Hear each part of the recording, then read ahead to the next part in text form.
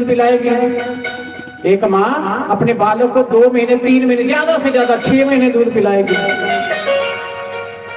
ज्यादा से ज्यादा 6 महीने दूध पिलाएगी। लेकिन गौ माता एक ऐसी है जो बचपन से लेकर 6ठे महीने से लेकर बुढ़ापे तक, जब तक मृत्यु नहीं होती, गौ माता का ही दूध पीते हैं। इसलिए गौ को भी माँ का दर्जा दिया गया है। और जब तक हमने गौ माता को माँ समझा, तब तक हमने अपने प्राण देकर गौ माता की रक्षा की है।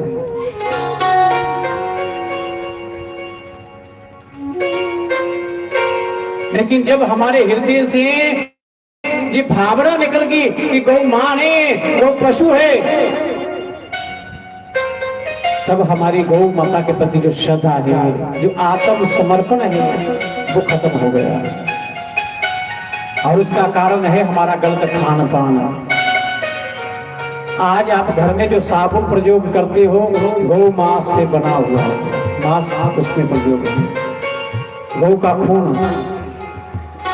जी जो हम अंग्रेजी दवाइयां खाते हैं ना मेरी माँ, ये गौ माता के मांस से, उसके मैदे से, उसके खून से बनती हैं। और उन्हीं दवा को खा खा के आज हमारी जो भावना है वो बदल चुकी है गौ माता के प्रति।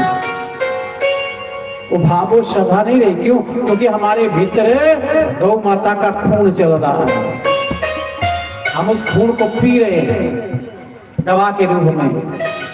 ये जो चॉकलेट है ना, किट कैट इत्यादि, ये जो बच्चों को बड़े खुश होकर हम चॉकलेट देते हैं, छोटे छोटे बच्चों का जो चर्बी होती है उस चर्बी को मिलाया जाता है उसमें, और हम बच्चों को देते बड़े खुश होकर, ले बेटा चॉकलेट खा।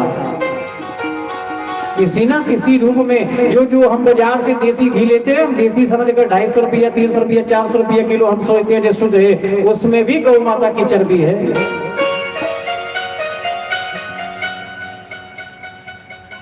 कहने का भाव ये है कि अगर हम अपने जीवन को झांक कर देखें तो कोई दिन ऐसा नहीं है जब हमने गौ माता के रक्त को ना पिया हो, गौ माता के खून को ना पिया हो। और ऐसा चाहे जान में चाहे अनजान में, हमको पता है, फिर भी हम ले रहे हैं। क्यों? बहाना लगाएंगे, महाराज जी मिलता नहीं, मिलता तो है, मिलता तो है। आप हल्का कोई कपड़ा खरीदना जाओगे ना बाजार में, तो जो 200-400-500 का कपड़ा नहीं खरीदते आप। ऐसा नहीं है कपड़ा नहीं मिलता बाजार में, ये अच्छा कपड़ा नहीं मिलता, कपड़ा मिलेगा लेकिन कपड़े का रेट होगा, वस्त्र का रेट होगा। बाजार में आप जाकर कोई 100-200-500 का, अब मेरी माँ मेरी बहन कोई सूट नहीं खरीदती। सूट कितने का खरीदती है? कोई 2500 का, कोई 3000 का, कोई 5000 का।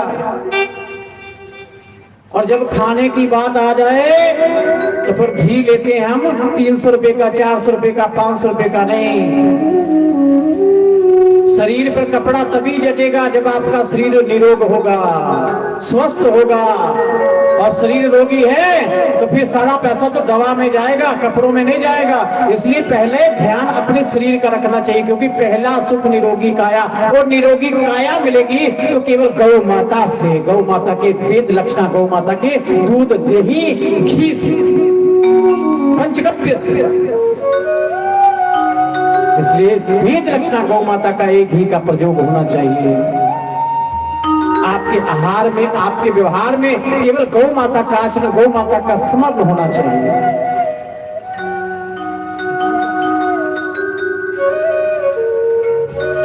जहां भी अब जो स्टॉक देखो आपके सामने लगा हुआ है गौ माता का, जहां वेद लक्षणा शुद्ध घी मिलेगा,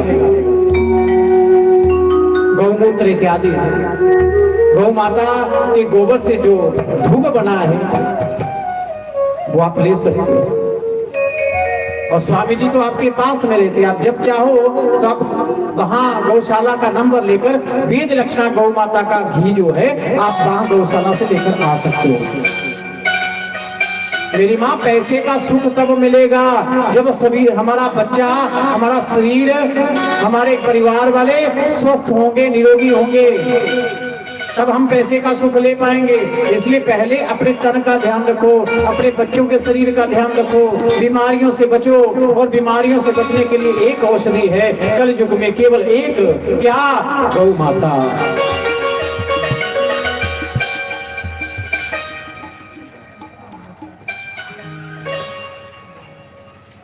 ये जो बाजारों से घी मिलता ना, इसको बंद करो।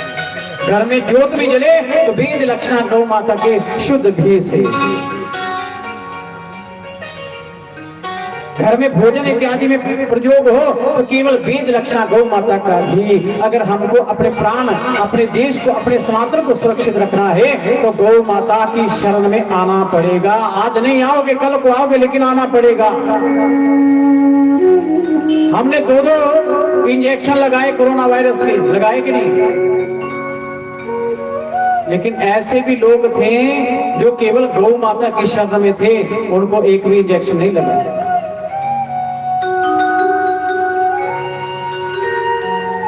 महाराज, गौ भागवत में लिखा गया है कि जिन घरों में गोबर से लीप दिया जाता था उसकी दीवारों को, वहां पर विस्फोट जो बम था, वो बम इतना नुकसान नहीं करता था जितना कि जो लेंटर पर पड़ जाए तो नुकसान होता है घर का।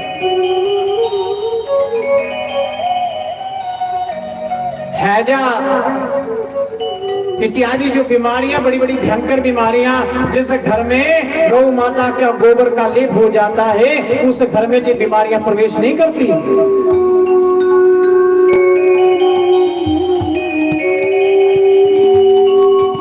इसलिए गौ माता हमारी माँ है। गावो विश्वस्य मातरा, केवल हमारी नहीं, पूरे विश्व की माता है, पूरे विश्व की। भगवान श्री कृष्ण की माँ है। भगवान श्री कृष्ण ने गौ माता का दूध पिया है, राम जी ने गौ माता का दूध पिया।